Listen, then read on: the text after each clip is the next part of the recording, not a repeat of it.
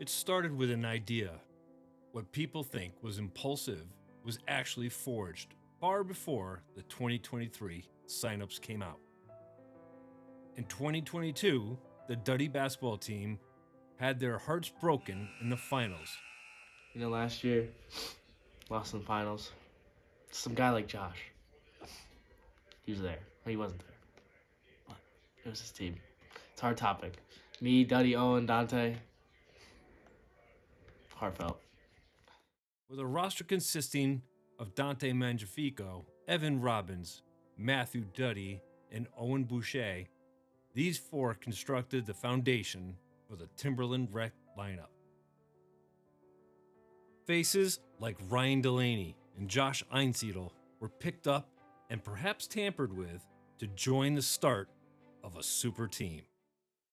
Last year, being underclassman, my year wasn't that great, wasn't that big in size compared to everybody else, It's a tough season. Everybody has those.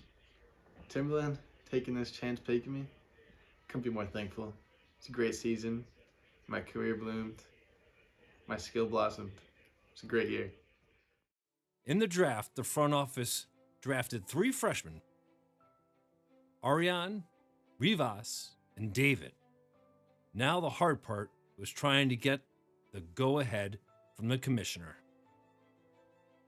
However, due to Delaney's small sample size, Einsiedel's inconsistency, and the draft class having no documented stat lines, the commissioner granted them the team's rights. Now what they need is a coaching staff. And if it ain't broke, don't fix it. Coach Duddy and Coach Barry re-signed for one more shot at a ring. That same day, after hearing the news, Media Day took place. Yo, we here. The Killers Media Day.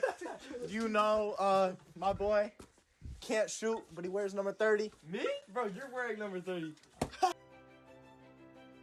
And while digging through arm sleeves and jerseys, an old pair of Timberland boots fell out of the closet. And with that, Timberland Rec was born. And on January 5th, the boys took off. Their dedication, along with a first post on social media, painted a target on the team from day one. Timberland Rec. Yeah. Not much to say about them, hard competition. Matthew Duddy's just a bum, that's all. After the first practice was under their belts, Duddy and Barry figured it was imperative that they needed to bring some extra hands. Hunter Chipman would buy the team for just a few crinkle-cut fries. His first move was to hire GM Amari Williams for a solid resume coming from Ellington FC. That Saturday, Timberland faced its first obstacle, Team 4. And let's just say, things went off without a hitch. Mangiafico, in Timberland's debut, erupted with 16 points and 14 rebounds. As the contest finished with a score of 60-39, the league was giving fair warning. The front office came together and thought of a Player of the Game award was in order for each game. And what better than an official Timberland boot? A 20-point win in the first game seemed like it would lead to a smooth sailing all season, but things began to trend downward during the coming weeks. Muhammad Ali once said, "It's not the mountain ahead, it's the pebble in your shoe." In Timberland's case, the pebble would overstay its welcome. Team 2 and Timberland would match up in the second week. Previously, Teams 2, Nate Return, would cash in 17 points in their win would alarm the Timberlands' defense. This would be a battle of undefeated teams, and as it happens, one team was about to lose that title. And like before, Timberland Rec would ball out. Evan Robbins would drop the first ever 20-point game in the organization's history. Timberland blew out the team, too, with a score of 49-21. Easy enough, right? Remember what I said about the pebble in the shoe? Practice between week 2 and week 3 was horrendous. Practice footage was leaked, and with that display, Christy Duddy would comment on Instagram, Timberland to win the championship is now 5,000 odds. That showed in the first half of the game in week 3. Heading into the third quarter, the boys were down double digits to Team 1. Here's when we learn that the Timberland Rec performs best under pressure. The lead was cut down to just 6 going into the fourth quarter. However, the boys would then come out with a W. Robbins grabbed back-to-back boots, and it was around this time Timberland went back on the market and picked up assistant to the assistant coach, Divyesh Baladugu, as well as someone to keep the books, boys varsity star Kevin DeRozier. Week 4 continued to test Timberland with the absence of Mangiafico and Delaney. This was when Josh decided it was his time to shine. In a low-scoring affair, 34-24, Einsiedel turned in a 12-point game, as well as his unofficial sponsorship with Bang Energy. Delaney and Mangiafico were under fire for their vacancy. Dante Mangiafico got off the hook with a family gathering. However, head coaches and front office was angry and disgusted with Delaney, saying he had to support his girlfriend on senior night. His commitment level was on a big topic of discussion in their next meeting. As media poured in, teammates began to speak up.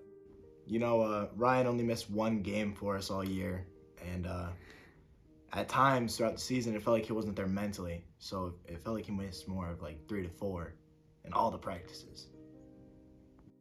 How would Delaney respond was the main question mark ahead of Game 5. The 7:45 game brought out the Friday Night Lights out of Timberland. In front of the sold-out crowd, Timberland put on a show, taking home their 5th win, staying undefeated. In a poll, fans voted this game best of the season. The summer outfits and negative degree wind chill, a full court shot. The first fan of the week going to Nadia Zaffanella for picking up the stat book in DeRozier's absence. And of course, Delaney answered that question mark. 21-point double-double gave him his first boot and regained his team's respect. Don't forget, this is the game of David's hats debut. Oh man, what a guy David was. The hats, so inspirational. Come week 3, none of us expected this out of David. This was amazing to see from him. Kept us going, kept all the energy up. What a good guy that man was. The practice of week 6 was like no other. Varsity star player Jonathan Gilneck helped give the boys a competitive look for the challenge ahead. I loved having Jonathan there. I felt like it added a certain aspect to the team, a certain energy that we were kind of lacking at the time in the season. Even though he did send my layup attempt to the orbit, and I did kick a hole in the center school ceiling, it did make our team better because he taught us things that we necessarily didn't know. Coach Duddy and Barry also stepped in. Timberland tipped off against the same Team 4 as in Week 1, but they recruited all-conference football player Brady Vale. The absence of all 3 front office members tested this team yet again. With Josh starting to make a name for himself for being late, he did also make a name for his play.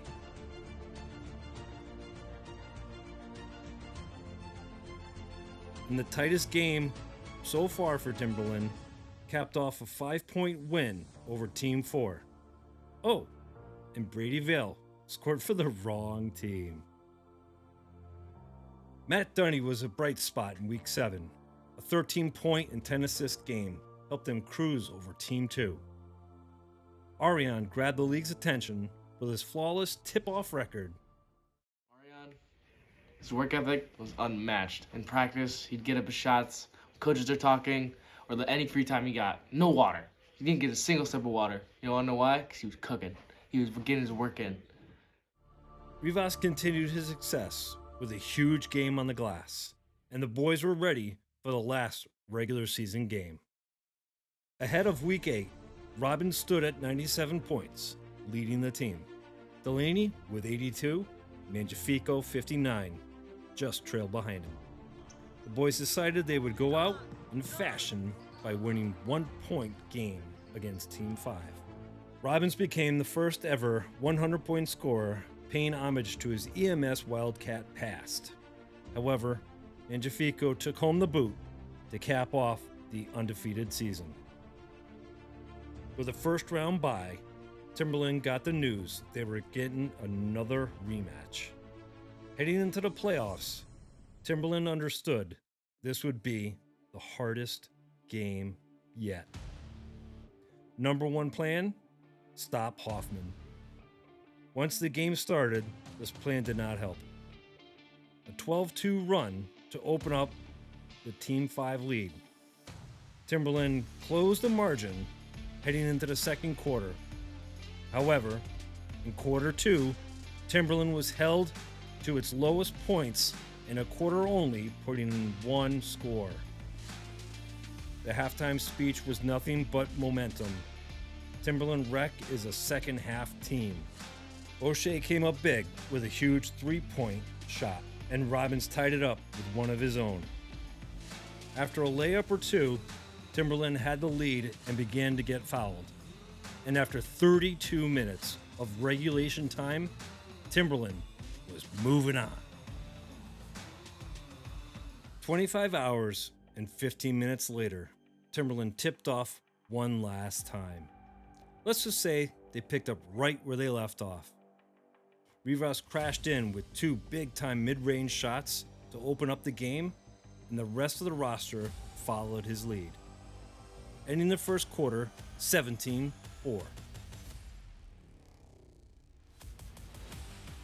However, Timberland may have gotten ahead of themselves after a couple of clutch threes and a few defensive breakdowns.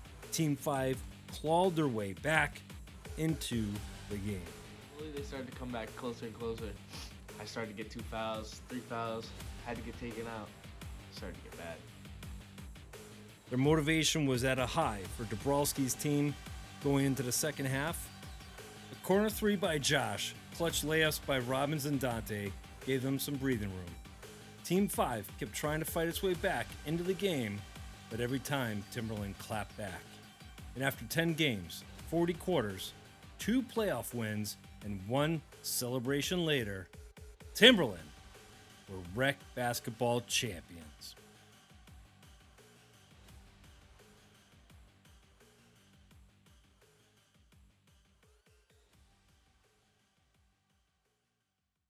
I'd like to thank the coaches, Barry, Duddy, Williams, Chipman, Paladugu. Those kids made an impact on how we played. And, well, Barry and Duddy, they made a great impact too. I'd like to thank the fans also showing out every game. Made me play better personally. Probably made Dante play a little better too. Maybe Ryan. Josh, yeah, 100%. I'd like to thank the parents too, mostly Paul. Paul, show up every game. Never missed.